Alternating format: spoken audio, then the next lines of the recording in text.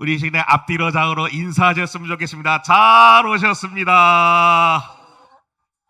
잘 오셨습니다. 우리 이 시간에 서로 한번 이렇게 한번 또 축복을 해볼까요? 깨끗한 성도가 됩시다. 깨끗한 성도가 됩시다. 아멘.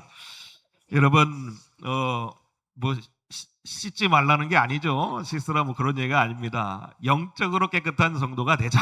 지금 당연히 그러한 말씀이겠죠. 사진 한번 보여주시면, 여러분 어떤 식당에 가면은 이제 식탁 위에 값비싼 저런 식기 위에 음식이 담겨 나올 때가 있습니다. 그런데 자세히 보면 식기는 고급 식기인데 저 사진에 보면 저렇게 음식에 뭔가 설거지를 하다만 듯한 어떠한 흔적이 있다라고 한다면 여러분 그 음식 그리고 그 식기가 아주 고급이라도 그거 드실 수 있겠어요? 아마 못 드실 거예요. 다시 반품하실 거예요. 반대로 이제 그냥 뭐 녹그릇이죠. 뭐 대단한 그릇 아닙니다. 그냥 1,000원, 2,000원이면 살 수 있는 그릇 아니면 쉽게 깨질 수 있는 그릇 그런 그릇인데 그래도 그 그릇이 깨끗하다. 그러면 거기에 나온 음식 여러분 상관없이 여러분 그 재질에 상관없이 막 음식을 잘 드실 수 있을 것입니다. 여러분 오늘 주님께서는 저와 여러분을 어떻게 비유하면서 말씀하셨냐? 그릇으로 말씀하셨어요.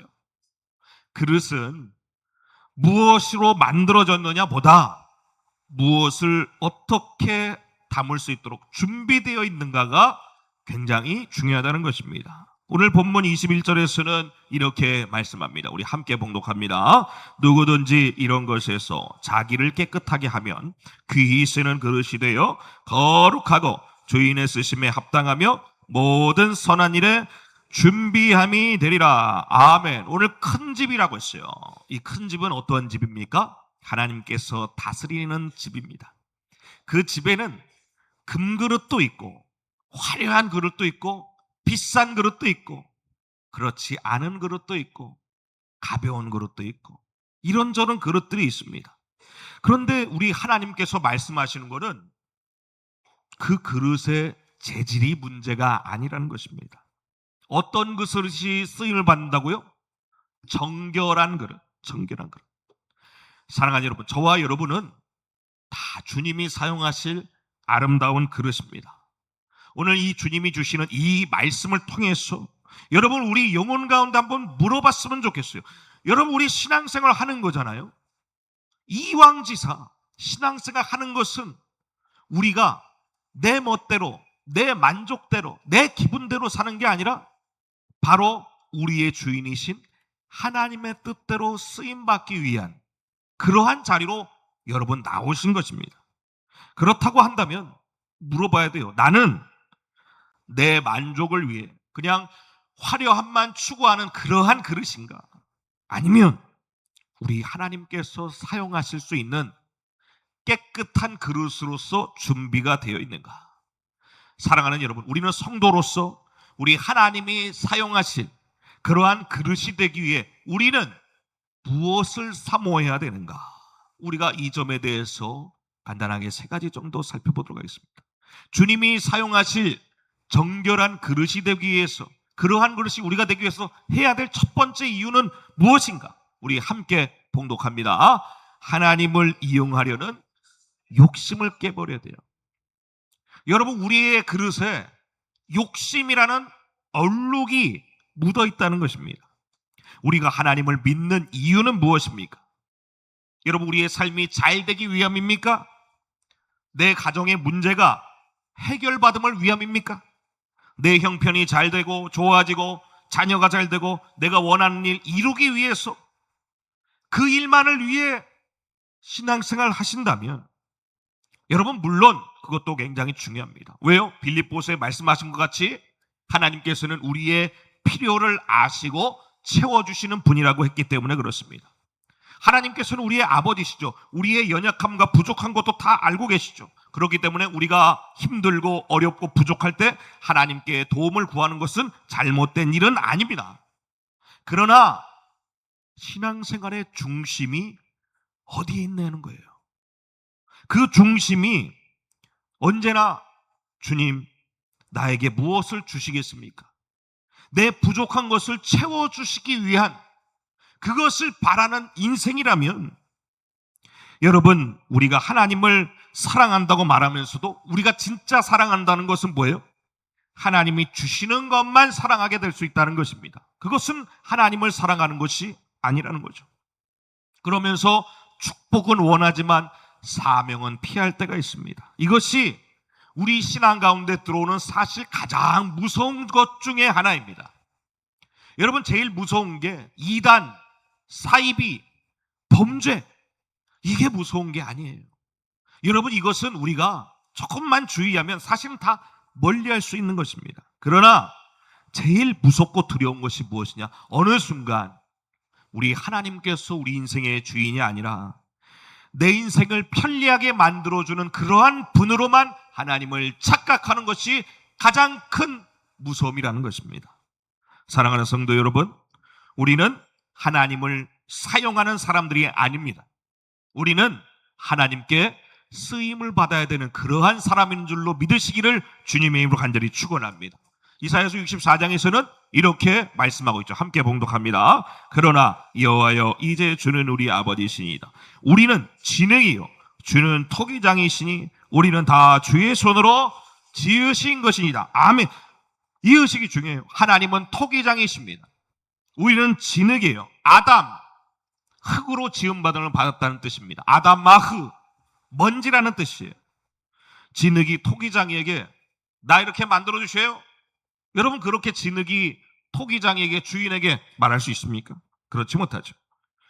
그런데 여러분, 우리의 실상은 어떻습니까? 내 인생의 모양, 내 인생의 삶의 모습, 하나님의 뜻보다는 내 마음대로 결정하고 싶어하는 원죄의 모습이 있다는 것입니다. 여러분, 선악과 이야기가 어떠한 이야기인지 아세요? 창세기 3장 5절의 말씀 우리 함께 봉독합니다. 너희가 그것을 먹는 날에는 너희 눈이 밝아져 하나님과 같이 되어 선악을 알 줄 하나님이 아심이니라. 아멘. 선악과가 뭐라고요? 선악을 판단하는 것. 그것은 뭐냐? 내 인생의 기준이, 판단이 하나님이 아니라 이제는 내가 하고 싶다는 거예요. 여러분, 그게 선악과의 원죄인 것입니다. 우리가 선악과에 죄가 들어왔다고 하는 것은 다른 게 아니에요. 바로 내가 내 인생의 주인이 되고 내가 판단하고 내가 해결하고 싶고 내가 내 인생의 모양 다 결정하고 싶은 게 바로 선악과의 죄악이라는 것입니다. 그게 우리에게 누구에게나 다 있다는 것입니다. 그래서 여러분, 반대로 우리가 믿음이 좋아진다고 하는 것은 무엇이냐면 이러한 원죄의 속성, 내가 내 인생의 생각대로, 내 만족대로 내 인생을 이끌어가려고 하는 그러한 모습에서 벗어나서 이제는 하나님이 나의 주인이 되어주시고 하나님께서 나의 인생을 이끌어달라고 고백하는 그러한 심령이 바로 우리 가운데 있어야 한다는 것입니다. 여러분, 예수님의 십자가를 통해 우리는 그것을 알 수가 있죠.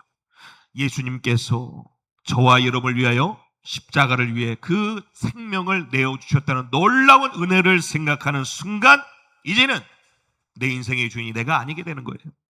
내 인생을 이제는 나의 만족과 나만을 위해서 사용하지 않게 된다는 것입니다. 여기에 기독교의 놀라운 능력과 은혜가 있었어요. 그런데 이것을 잊어버리고 이제 계속해서 주님을 나의 만족을 위한, 나의 만족을 채워주시는 분으로만 전락시키는 그 욕심이 묻은 질그릇은 여러분 귀하게 쓰임받을 수 없다는 사실입니다. 여러분, 그래서 십자가의 은혜를 경험한 사람은 언어가 달라지죠. 질문이 달라집니다. 주님이 나를 위해 돌아가셨는데 내가 이제 주님을 위하여 무엇을 하며 살아가야 됩니까? 사랑하는 성도 여러분, 우리의 기도가 조금씩 달라지는 그러한 기도가 되기를 주님의 이름으로 간절히 축원합니다. 이전에는 주님 이거 해주세요, 저거 해주세요, 주님 부탁드립니다, 이 문제 해결해 주세요. 물론 이것도 중요하다고 했죠. 그러나 거기에서 멈추지 마십시오. 그 기도에 앞서서 여러분 이렇게 기도하세요. 여러분 제가 하면 여러분 함께 따라 하시길 바랍니다. 주님, 오늘도 사용하여 주시옵소서. 주님, 우리를 통해 누군가가 위로받게 하여 주시옵소서. 아멘. 여러분, 우리가 이렇게 쓰임받는 기도를 주님 앞에 올려드릴 때에 여러분, 우리의 영혼에 묻은 그 욕심이라는 얼룩덜룩함이 정결함으로 깨끗해지는 것입니다. 여러분, 우리 안에 내가 주인이 되려고 하는 그 원죄의 찌꺼기를 닦아내고 이제는 은혜의 정결함으로 하나님께 우리의 인생을 맡겨드리는 저와 여러분이 되시기를 주님의 이름으로 간절히 축원합니다. 그리고 둘째, 너무너무 중요한 것이 있어요. 뭐냐? 우리에게 욕심뿐만 아니라 또 뭐가 있냐? 상처가 묻어 있어요. 여러분 함께 봉독합니다. 은혜로 상처를 씻어내야 합니다. 아멘. 여러분, 그릇을 깨끗하게 해야 쓰임을 받는다고 했죠. 아무리 좋은 음식을 담으려고 해도 그 찌꺼기가 그대로 있으면 담을 수가 없습니다. 우리의 마음도 마찬가지예요. 우리의 마음 가운데 이전에 있는 찌꺼기들이 아직도 있다는 것입니다. 하나님의 새로운 은혜를 담아야 되는데, 하늘로부터 부어주신 은혜를 담아야 되는데, 그 정결하고 고귀한 은혜를 담기엔 우리의 영혼의 그릇이 아주 지저분할 때가 있어요. 무엇으로 지저분하냐? 인생의 상처로 지저분할 때가 있습니다. 오래된 상처가 있는 분이 있죠. 평생의 상처를 묻고 사는 분이 있습니다. 때로는 최근에 생긴 상처들도 있습니다. 누군가에게 어떤 말을 들었을 때 섭섭함이 있어요. 평생의 섭섭함, 최근의 섭섭함. 때로는 가룟 유다에게 배신당한 예수님처럼 사람에게 배신당한 그러한 기억들도 있습니다. 억울했던 일도 있을 수 있습니다. 가족뿐만 아니라 교회 안에서도 받았던 그런 상처들도 있을 수 있습니다. 여러분, 이 모든 일들 처음에 보면요, 작은 일이에요. 처음부터 막 큰 일로 닥치지 않습니다. 작은 일이었어요. 작은 상처였어요. 그러나 시간이 지나면 어느 순간 그 작은 상처가 내 마음 한 곳에 뱀처럼 또아리를 탁 트고 있습니다. 그게 점점 암덩어리처럼 커져요. 누군가가 들으면 뭐 그런 거 가지고 그래. 그랬는데 어느 순간 보면 그 상처가 너무 커진 거예요. 문제는 뭐냐? 그 상처가 내 생각을 지배하고 있다는 것입니다. 그 다음부터는 내 마음이 강팍해져요. 누군가에게 어떤 말을 들어도 내 마음은 무슨 준비가 되어 있냐? 은혜 받을 준비가 아니라 상처받을 준비가 되어 있어요. 여러분, 제가 만약에 이런 질문한다. 보세요.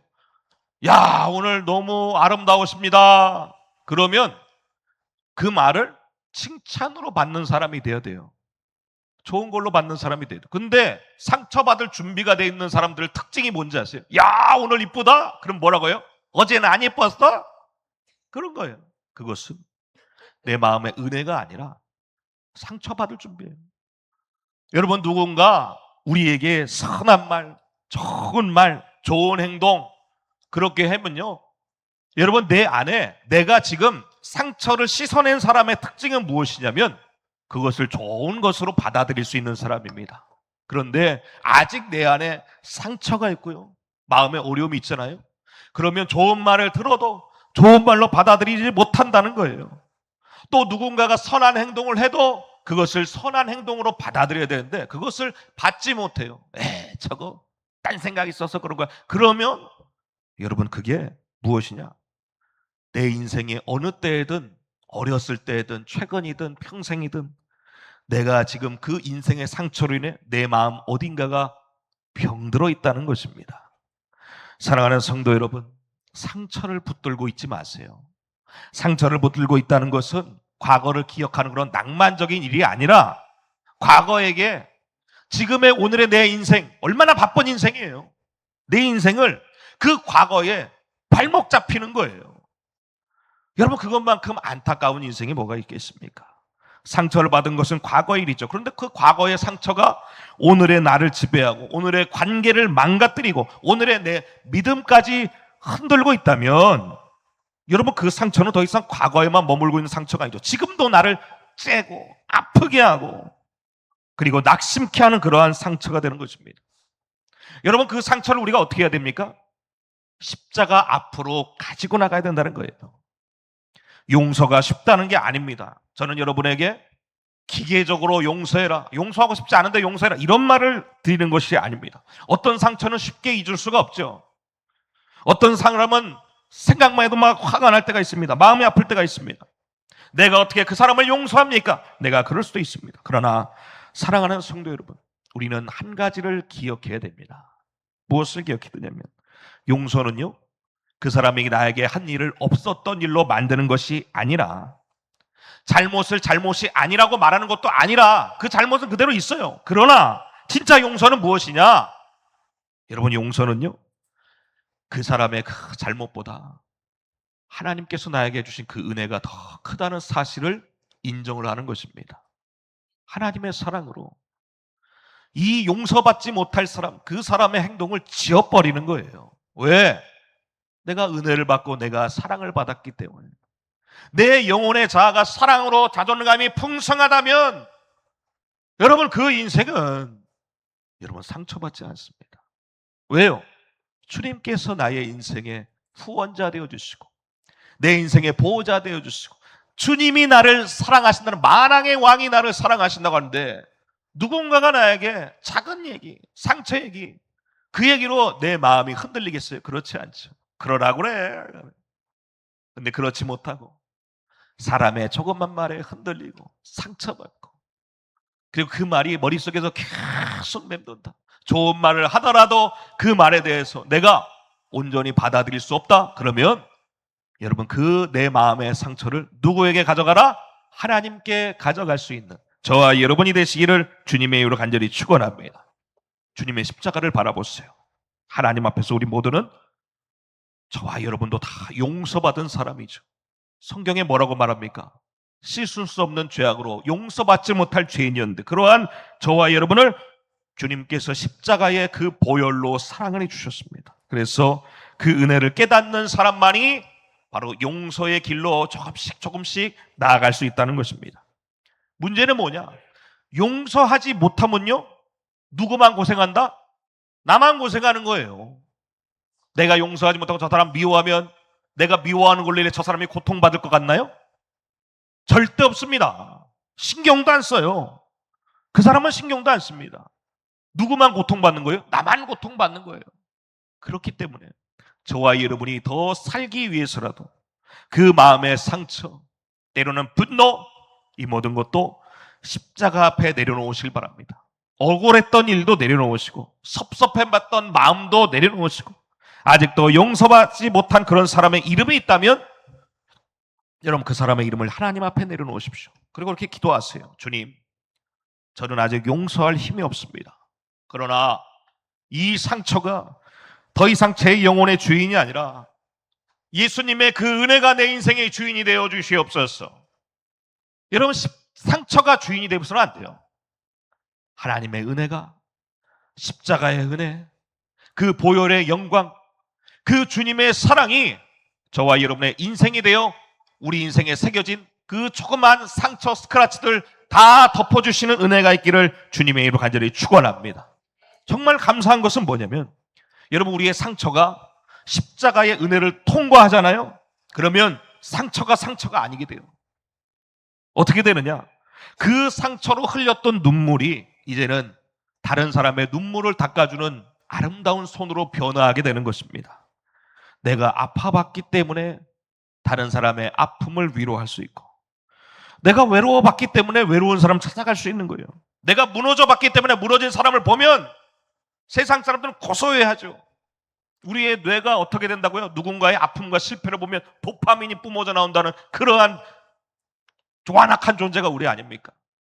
그런데 주님의 사랑으로 내 상처를 회복받은 사람은 누군가 아프잖아요. 무너져 있잖아요. 너무너무 안타까워요. 그 사람의 아픔과 슬픔을 알게 됩니다. 여러분, 그래서 십자가의 은혜를 통과한 상처는 이제는 더 이상 나를 무너뜨리는 그 흉터가 아니라 누군가를 살리는 은혜의 통로가 된다는 거예요. 여러분, 하나님께 쓰임받는 그릇은 상처가 없는 사람이 아닙니다. 상처를 뭘로 씻어내는 거예요? 하나님의 은혜로 씻어내는 사람. 그 사람이 저와 여러분이 되기를 주님의 이름으로 간절히 축원합니다. 마지막으로는 어떤 것이냐? 이제 상처도 씻어내고 이제 욕심도 지워내고 그렇게 깨끗하게 비워진 그릇은 이제 어떻게 되느냐? 뭐예요? 채워야 되는 거예요. 여러분 함께 봉독합니다. 깨끗하게 비워진 그릇은 하나님의 사명으로 채워져야 됩니다. 아멘. 깨끗하게 비우는 이유가 뭐라고요? 새로운 것을 담기 위해서입니다. 우리를 비우고 상처를 비운 것은 하나님께서 우리에게 텅 빈 인간으로 남겨두시기 위해 그런 것이 아니라 뭔가 채워주시기 위함이죠. 이것이 오늘 말씀의 가장 큰 핵심입니다. 여러분 십자가는 우리의 죄를 씻고 욕심을 씻고 우리가 때로는 하나님을 아닌 다른 것을 의지하는 그 잘못된 영혼의 얼룩덜룩함, 그것을 다 씻어주십니다. 그리고 그렇게 깨끗해진 우리의 인생, 그 우리의 그릇에 하나님이 원하시는 것이 무엇이냐? 하나님의 나라를 담아주신다는 거예요. 그래서 하나님께 쓰임받는 사람, 하나님의 사람은요, 인생의 질문이 이제는 이렇게 바뀌게 됩니다. 뭐라고 바뀌냐? 하나님, 지금 나에게 주신 것을 통해서 내가 무엇을 하길 원하십니까?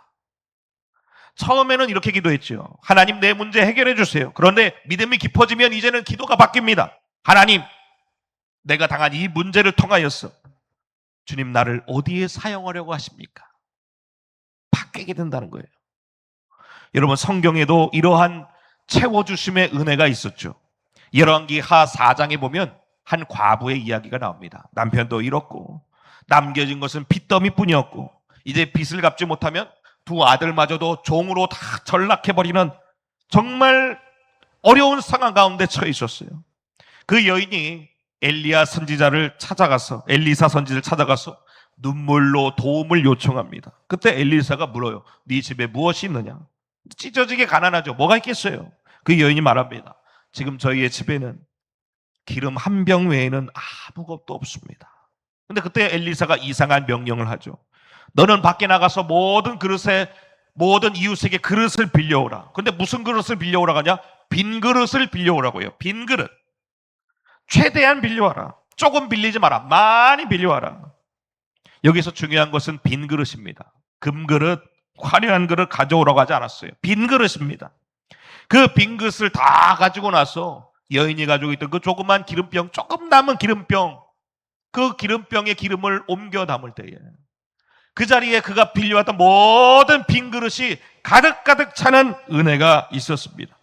그 그릇이 가득 찬 뒤에 더 이상 빈 그릇이 없을 때 성경에서는 이러한 말씀을 하고 있습니다. 우리 함께 봉독합니다. 그릇이 없으므로 기름이 곧 그쳤더라. 아멘.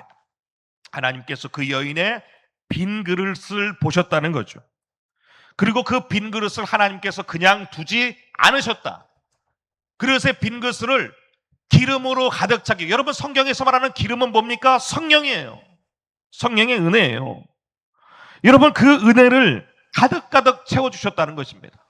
여러분 우리 영혼 가운데 정결한 은혜의 빈 그릇, 그 그릇을 놓을 줄 알아야 됩니다. 그래야 그 그릇에 하나님께서 무엇을 채워주세요? 은혜를 채워주시고 축복을 채워주시고 사명을 채워주시는 하늘의 은혜가 있기를 주님의 이름으로 간절히 축원합니다. 그래서 여러분 하나님은 어떠한 분이시냐? 우리를 비우시기만 하는 그런 분이 아니라 그 비워진 자리에 무엇을 채워주신다고요? 하나님의 은혜를 채워주신다. 여러분 이 놀라운 은혜의 사실을 믿으시기를 주님의 이름으로 간절히 축원합니다. 빈 그릇을 그대로 두지 않으시고 그곳에 은혜를 채우시고 그 다음에 그 은혜를 통해 우리가 다시 세상 가운데 아름답게 쓰임받도록 하나님께서 인도해 주신다는 거예요. 그래서 비움은요 끝이 아니라 하나님의 채우심을 경험하는 자리입니다. 여러분 우리 안에 모든 욕심 그리고 우리 안에 잘못된 생각들 다 비워버리고 그 안에 하나님의 나라를 담는 저와 여러분이 되시기를 주님의 이름으로 간절히 축원합니다. 그 사도 바울이 자기의 영혼의 질그릇을 그렇게 비운 다음에 왜요? 다메섹 도상에서 주님 만난 다음에 3년 동안 아라비아 가서 자기의 모든 것을 비우는 훈련했잖아요. 그 다음에 바울은 그 다음에 죽기까지 뭐랬냐? 전력 질주했어요. 전력 질주했어요. 빌립보서 2장 말씀 우리 함께 봉독합니다. 만일 너희의 믿음의 재물과 섬김 위에 내가 나를 전제로 드릴지라도 나는 기뻐하고 너희 무리와 함께 기뻐하리니. 아멘. 전제가 뭡니까? 붓는 거예요. 포도주, 제사에 드릴 것 싹 붓는데요. 여러분, 그것을 부을 때에 그냥 대충 붓고 마는 것이 아니라 전체를 싹 다 비워내는 거예요. 싹 다. 자기의 인생, 하나님께서 부어주신 은혜, 그것을 어떻게 했냐? 다시 주님 영광을 위해 싹 다 비워냈다는 거예요. 싹 다 비워냈다. 그런데 그 일을 하는데 바울이 아까워서 했느냐? 그러지 않았다. 어떻게 했다? 기쁨으로 했다는 거예요. 기쁨으로 했다. 하나님 나라를 위해 자신의 인생을 완전하게 부어드렸다. 사랑하는 성도 여러분, 이 시대에 깨끗한 빈그릇이 되는 그러한 우리에게 하나님께서 귀한 은혜와 사명을 부어주실 줄로 믿으시기를 주님의 이름으로 간절히 축원합니다. 그러면 그 사명은 뭘까요? 한 영혼을 살리는 것입니다.